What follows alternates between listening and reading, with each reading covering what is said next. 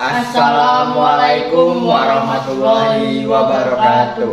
Halo teman-teman, kali ini di podcast kali ini kami akan menjelaskan sebuah materi tentang manfaat dan dampak dari kebijakan ekonomi. Sebelum kita masuk materi, ada satu pepatah yang mengatakan tak kenal maka tak sayang. Maka dari itu, perkenalkan, nama saya Muhammad Adit Al-Fakar dan teman saya boleh diperkenalkan diri dulu. Ya, perkenalkan, nama saya Adi Setiawan. Di sini kami akan membahas materi tersebut. Nah, kan secara umum terdapat 3 manfaat dari penerapan kebijakan ekonomi moneter.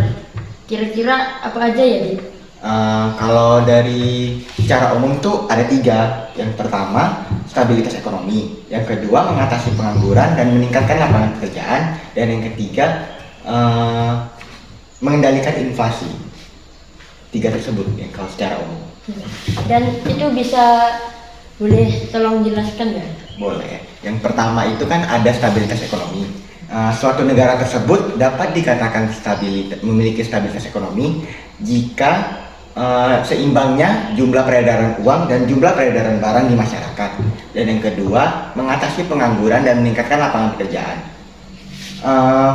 Jika suatu negara tersebut stabilnya ekonominya,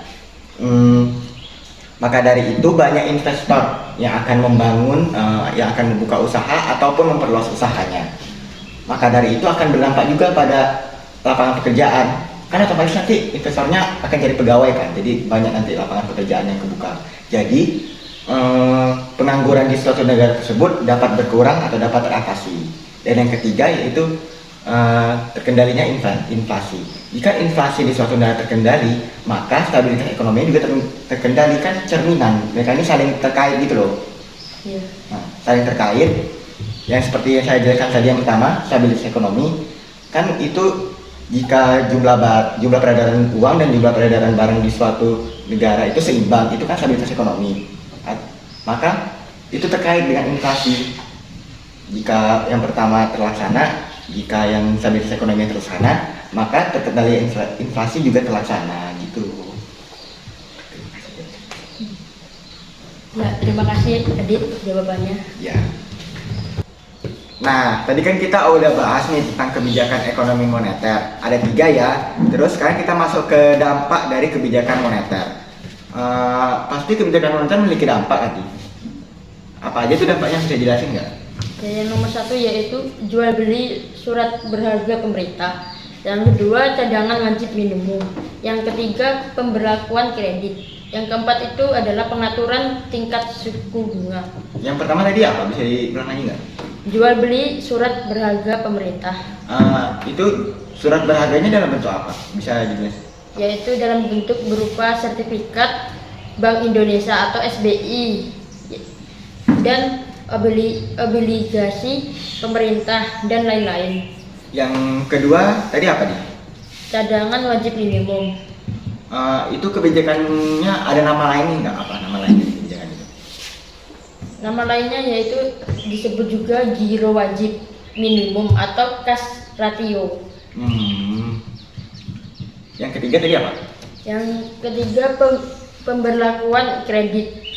Itu biasanya pemerintah menerapkannya dalam bentuk apa?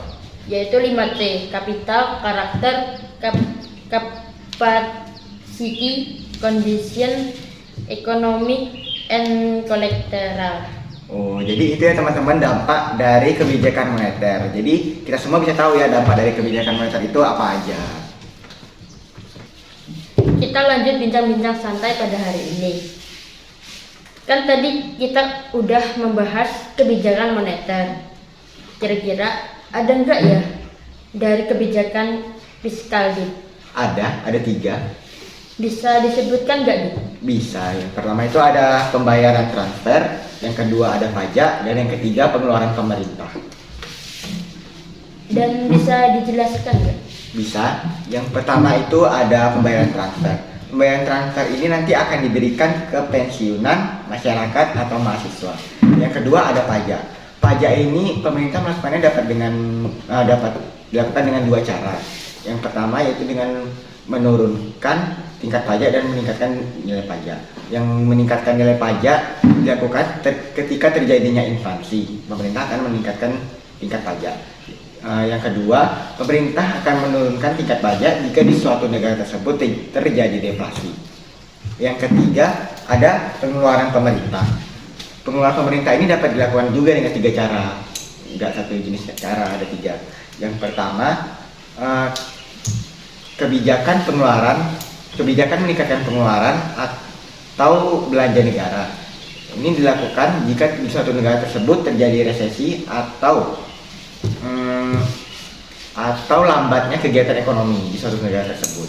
Yang kedua, bagi para pelaku usaha, dampaknya meningkatnya kegiatan ekonomi bagi para pelaku usaha tersebut ya. Terus yang ketiga itu ada pemerintah ini juga bisa melakukan penurunan anggaran atau memperketat anggaran jika suatu negara tersebut terjadi inflasi. Jadi itu dampak-dampak dari kebijakan fiskal di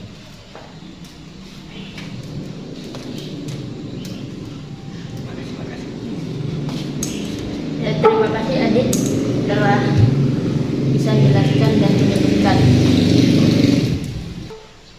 kesan pada podcast kita ini apa ya, Dit? Ya, kesan saya ya senang. Jadinya kita bisa tahu kan materi-materi ekonomi yang kita bahas sekarang ini tentang manfaat dan dampaknya. Dan juga kita bisa tahu kan materi-materinya. Kita bisa ngerti dampak dari kebijakan moneter, dampak dari kebijakan fiskal dan manfaatnya gitu kan. Jadi kita bisa tahu tentang materi-materi tersebut. Dan teman-teman yang lagi lihat video ini juga bisa tahu materi-materi tersebut. Baik, sekian podcast dari kami. Semoga dapat bermanfaat bagi teman-teman. Dan apabila terdapat salah kata, baik disengaja maupun tidak disengaja, kami mohon maaf yang sebesar-besarnya. Kami akhiri. Wassalamualaikum warahmatullahi wabarakatuh.